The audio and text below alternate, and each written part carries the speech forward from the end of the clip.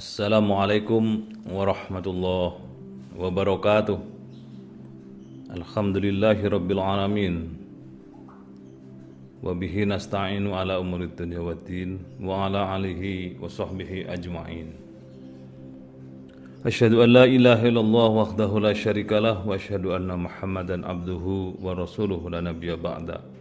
Allahumma shalli ala Muhammad wa ala ali Muhammad amma ba'd. Kaum muslimin yang berbahagia dan dimuliakan Allah Subhanahu wa taala, salah satu di antara kelebihan kita adalah suka berbuat baik. Karena kita paham Allah sangat tidak suka, bahkan Allah membenci hal-hal yang tidak baik menurut Allah dan tidak baik juga menurut manusia. Dalam kesempatan ini saya ingin menyampaikan beberapa hal yang Allah sangat membenci kepada perbuatan kita itu. Dan sebaliknya Allah sangat cinta, sebagaimana Allah nyatakan, innallaha yuhibbul muhsinin. Allah senang kepada orang yang suka berbuat baik. Apa yang Allah cintai dari kita? Antara lain, kalau kita suka beramal dengan perbuatan. Sebaliknya Allah tidak suka kepada orang yang buruk ucapan. Allah sangat membenci orang yang ucapannya kasar, ucapannya buruk, bahkan kadang sumpah serapah kepada orang lain. Kalau ada orang gak disuka, kemudian didoakan dengan doa-doa yang tidak terpuji. Allah tidak suka itu. Maka mari kita biasakan berbuat sebaliknya dari apa yang dibenci Allah dengan perbuatan yang dicintai Allah. Antara lain, Allah senang kepada orang yang ucapannya lemah lembut, ucapannya tidak kasar, ucapannya mengandung doa demi doa kepada orang lain. Maka saya sangat sejalan dengan apa yang disampaikan oleh Ari Ginanjar. Biasakan dalam sehari kita ada 10 detik kebaikan. Tiap hari lakukan 10 detik saja untuk melakukan kebaikan kepada orang lain. Keluar dari rumah, 10 detik sempatkan, ketemu dengan siapapun, doakan mereka yang kita lihat itu untuk kebaikannya. Misalnya ada si fulan kelihatan ceria, mudah-mudahan keceriaannya dilanggengkan oleh Allah. Ada si fulana kelihatan sedih, mudah-mudahan kesedihannya diangkat oleh Allah. Begitu seterusnya. Ada orang misalnya fakir miskin, didoakan mudah-mudahan rezekinya dibarokahi dan dicukupkan oleh Allah. Singkat kata 10 detik saja kita berbuat kebaikan, dan sebaliknya kita lakukan 20 detik untuk tidak melakukan perbuatan yang tidak disukai oleh Allah Subhanahu wa taala. Ini yang pertama. Yang kedua, Allah itu senang kepada orang-orang yang loman, orang yang suka nyah-nyoh, orang yang suka memberi kepada orang lain. Dan Allah tidak suka kepada orang yang pelit hidupnya.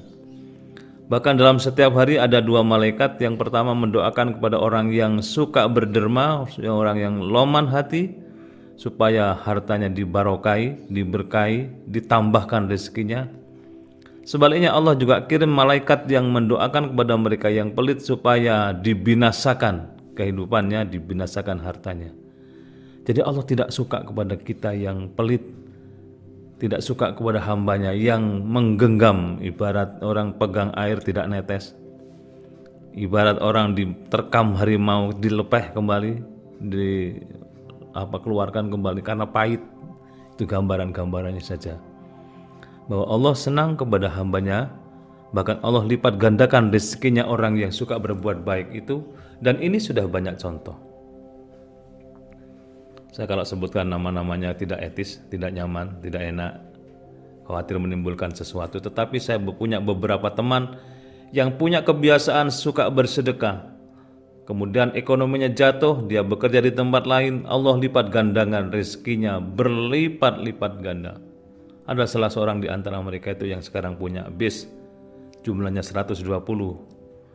Sementara sebelumnya dia pernah jatuh ekonominya. Tapi sebelumnya juga dia, ketika dia masih jaya, suka memberi sesuatu kepada orang lain. Artinya dia tidak pelit di dalam hidupnya. Nah, orang seperti ini yang Allah cintai. Kata-kata innallaha yuhibbul muhsinin, sesungguhnya Allah cinta kepada hambanya yang suka berbuat baik. Antara lain Ayat berikutnya Allah menyatakan, sebelumnya menyatakan alladzina yunfiquna fis sarra'i wad-dharra'i, yaitu orang yang suka menafkahkan hartanya dalam keadaan sempat maupun dalam keadaan sempit. Biasakan kita memberikan sesuatu kepada orang lain ketika kita sempit. Kalau sempat itu biasa, tapi kalau sempit kita masih meluangkan waktu dan harta kita, itu luar biasa. Sama halnya dengan orang, kalau kita melakukan kebaikan kepada orang yang berbuat baik kepada kita, itu biasa. Kalau kita melakukan perbuatan tidak buruk kepada orang yang melakukan perbuatan yang tidak buruk, itu apa bedanya? Kita berarti sama-sama konyolnya. Tapi kalau ada orang berbuat tidak baik kepada kita, teman kita jawab dengan perbuatan baik, adalah sikap yang sangat mulia, dan itu Allah cintai. Wallahu yuhibbul muhsinin. Allah cinta kepada hambanya yang suka berbuat baik. Kemudian yang ketiga, Allah sangat senang kepada hambanya yang on the track, mampu menahan diri, tidak besar mulut, tidak besar tindakan, dia terukur semuanya, tidak berlebihan hidupnya. Allah senang kepada mereka itu. Sebaliknya Allah benci kepada orang yang suka berlebihan hidupnya. Makan saja tidak boleh berlebihan. Kulu wasrobu wala tusrifu. Makan dan minumlah, tapi jangan berlebihan. Orang kalau sudah berlebihan, penyakit mudah datang, dan hidupnya menjadi boros, ekonominya menjadi berantakan, dan seterusnya. Singkat kata, kalau sudah berlebihan, hidupnya tidak akan teratur. Bagaimana kita hidup yang standar, hidup yang sesuai dengan ketentuan agama, itulah yang kita biasakan dalam kehidupan kita.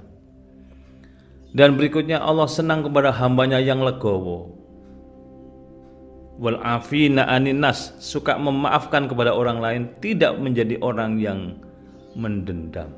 Allah benci kepada hambanya yang suka mendendam kepada orang lain, pendendam kepada orang lain, karena jiwanya itu akan digerogoti sendiri. Dia akan habis energinya untuk hal-hal yang tidak produktif. Ada orang, tidak ada orang, dia sakit hati. Kalau di rumah dia merenung tentang kesalahan orang lain yang pernah berbuat terhadap dirinya, dia mendendam. Akhirnya dia kemudian kena penyakit sendiri. Tapi kalau dia kemudian wal afina aninas, memaafkan kepada sesama manusia, Allah sangat senang kepada mereka. Maka hidup ini akan enjoy, akan baik, hidupnya tenang, bahagia, karena di hatinya tidak dipenuhi dengan sikap dendam. Dan Allah senang kepada mereka. Maka kaum muslimin yang berbahagia dan dimuliakan Allah, marilah kita biasakan menjadi orang yang selalu berada pada zona nyaman. Zona nyaman itu zona yang sesuai dengan track agama, peraturan agama. Kalau agama menyatakan Allah cinta kepada hambanya yang suka berderma misalnya, mari kita biasakan menyesuaikan diri, kecil sedikit nggak apa-apa, waktu pikiran nggak apa-apa, silakan saja. Yang penting plong hati kita, membantu orang, menolong orang, hati kita ikut menolong di dalamnya. Dan sahabat-sahabat Rasul Muhammad SAW cuma punya kebiasaan seperti itu juga. Mereka biasa menolong orang lain sepenuh jiwa. Coba ada Rasulullah ketika sholat asar, kemudian tiba-tiba dari kejauhan ada seorang kakek berjalan sempoyongan. Begitu nyampe di masjid di dekat Nabi menyatakan, "Ya Rasulullah, saya orang miskin, saya sudah belum makan sampai jam ini. Kemudian pakaian saya ya lusuh begini. Tolong saya ya Rasulullah." Rasulullah kebetulan tidak punya apa-apa. Kata Rasulullah, "Maukah engkau saya tunjukkan kepada salah seorang hamba Allah yang cinta kepada Allah dan cinta kepada Rasul? Insya Allah engkau dibantu." Mau ya Rasulullah. Kemudian Rasul minta tolong kepada Bilal. "Bilal, antarkan orang ini ke rumah Fatimah anakku. Fatimah insya Allah akan menolong orang ini." Nyampe di rumah Fatimah, Fatimah juga gak punya apa-apa. Diambilkan tempat tidur Hasan Hussein yang terbuat dari kulit binatang, diberikan, "Ini silakan jual." Kata si miskin tadi, "Wah, gak cukup kalau cuma ini." "Gak cukup?" Kata, "Iya, gak cukup. Saya sudah gak makan, gak punya pakaian, akan pulang gak punya sangu. Masa cuma menjual ini, berlaku berapa?" Kemudian Fatimah tanpa berat hati, kalungnya diambil. Ini katanya, ini bawa, jual. Kita bisa membayangkan betapa keikhlasan seorang Fatimah, putra Rasul itu. Satu-satunya barang yang paling dicintai dan dimilikinya diberikan. Itulah antara lain. Jadi kalau kita menjadi orang yang suka hatinya itu plong, memberikan sesuatu, menolong sesuatu kepada orang lain, insya Allah Allah tolong kita ini. Kita percaya kepada apa yang disampaikan oleh Rasul Muhammad SAW. Kemudian Fatimah itu mendapatkan keberkahan dari kalungnya yang diberikan itu, dibeli oleh sahabat beliau dengan harga yang diinginkan oleh si pengemis tadi, si miskin tadi, dan terakhir oleh pembeli kalung itu, Amir bin Ali Yasir, dikembalikan kepada Fatimah. Nah, di situ kemudian kelihatan berkat keikhlasan hati seseorang. Satu, mengatasi laparnya orang miskin. Yang kedua, bisa membeli pakaian dari jual kalung itu. Yang ketiga, bisa membebaskan budak atau orang miskin itu dari kemelaratan. Kemudian yang keempat, kalungnya masih balik lagi kepada orang yang ikhlas. Apalagi yang kita ragukan dalam hidup ini? Kaum muslimin yang berbahagia dan dimuliakan Allah, itulah antara lain Allah sangat senang kepada hambanya yang luar biasa hatinya plong dalam melakukan kebaikan, dan mudah-mudahan kita bisa tiru itu. Sebaliknya kita hindari hal-hal yang negatif, karena Allah sangat membenci. Pertama, pelit. Yang kedua, buruk ucapan. Yang ketiga, pendendam. Yang keempat, hidup yang berlebihan. Mudah-mudahan manfaat, dan saya berdoa mudah-mudahan kita semua senantiasa dalam ridha Allah, senantiasa bergelimang dengan kenikmatan, dan Allah Subhanahu wa Ta'ala memberikan yang terbaik pada hidup kita. Terima kasih. Assalamualaikum warahmatullahi wabarakatuh.